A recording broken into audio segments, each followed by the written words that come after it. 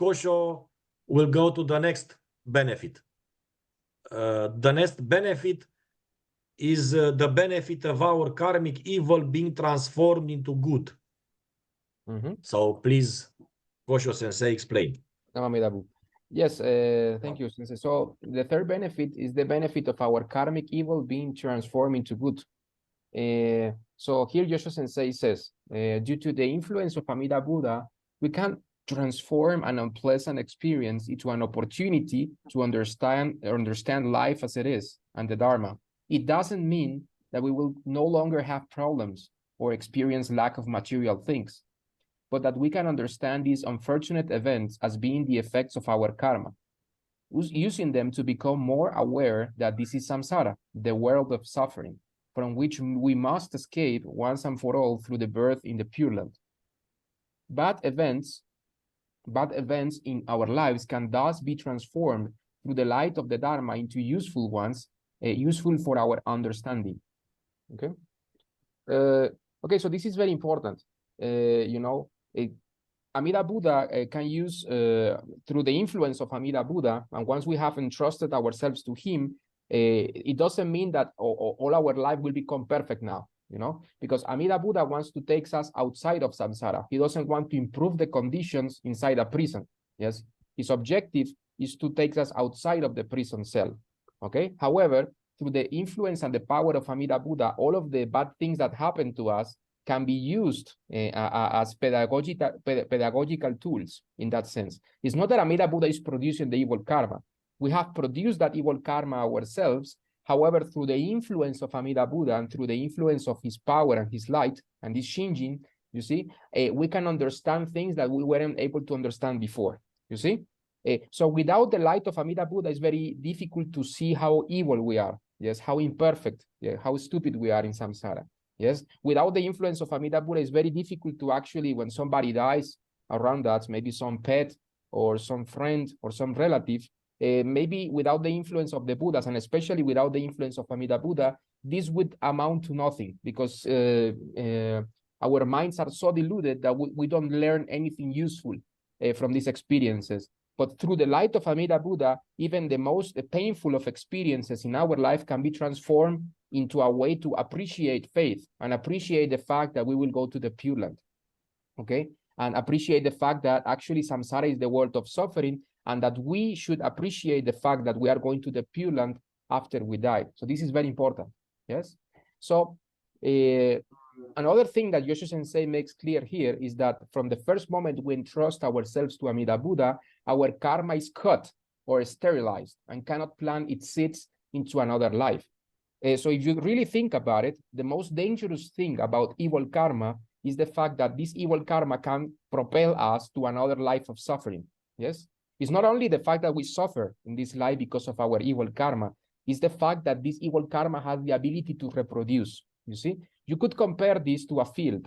You see, like you are like a farmer and you have a field full of bad weeds. So these bad weeds are very dangerous because they have the ability also to reproduce, and they can damage an entire crop, you see? So in that way, evil karma is also very dangerous, because if we don't stop at its root, then actually this so-called evil and good karma, it still keeps us bound to the wheels of samsara, to the wheel of samsara, okay? So the most important thing for us to appreciate about faith is the fact that Amida Buddha, from the first moment we trust him, we entrust ourselves to him, then he cuts or sterilizes our evil karma.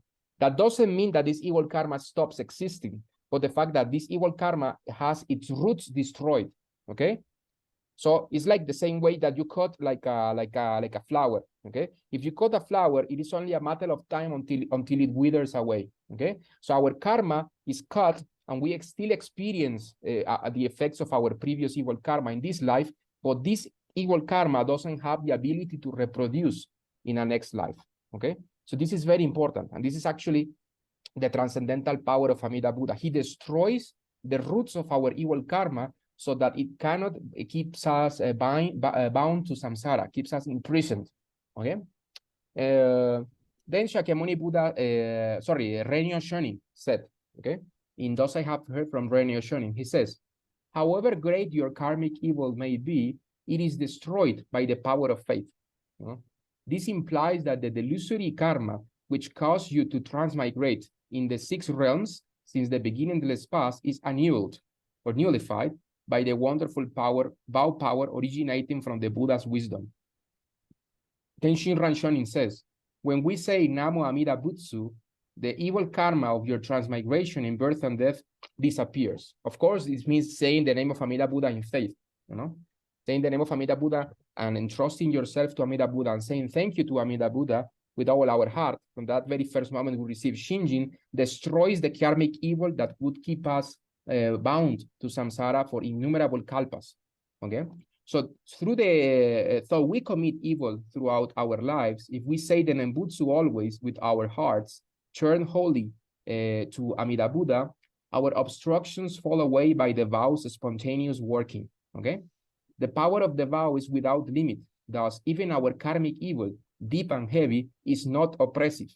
The Buddha's wisdom is without bounds.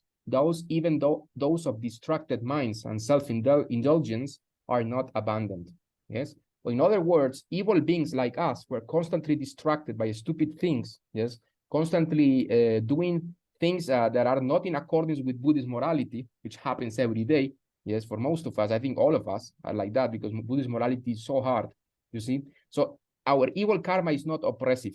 Okay, in the sense that it doesn't have the capacity to prevent our birth in the Pure Land, because our birth in the Pure Land has nothing in common with our good or our evil karma. Everything is done by the transference of Amida Buddha, as we saw in the previous benefit in this life.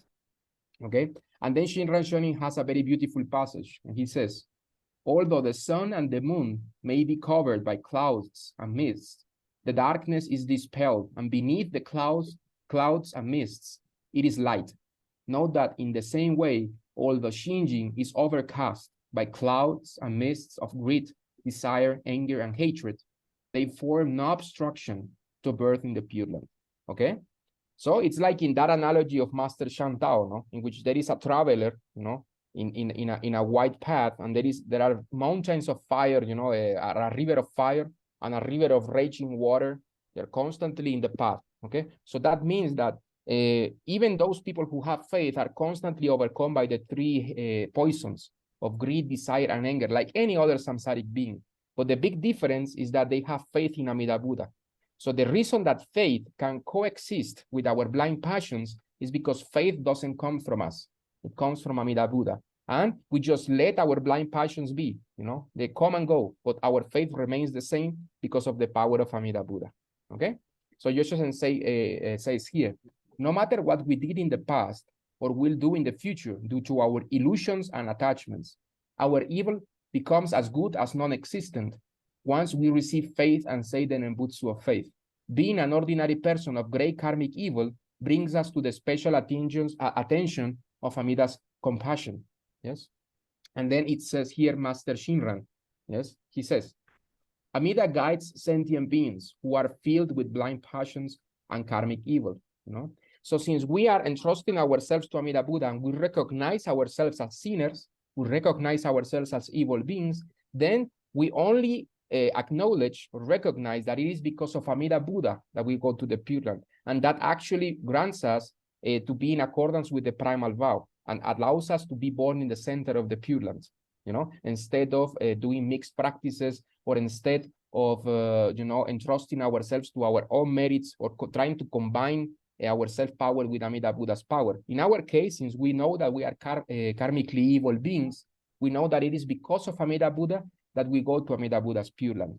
We don't recognize within ourselves 1 centimeter of transcendental merits. Everything comes from Amida Buddha, and we go to the Pure Land because of him. Yes? And then Shinran Shonin says, concerning the people who say the Nembutsu, it is splendid that they entrust themselves to Amida's vow, realizing it is for the sake of those possessed of blind passions.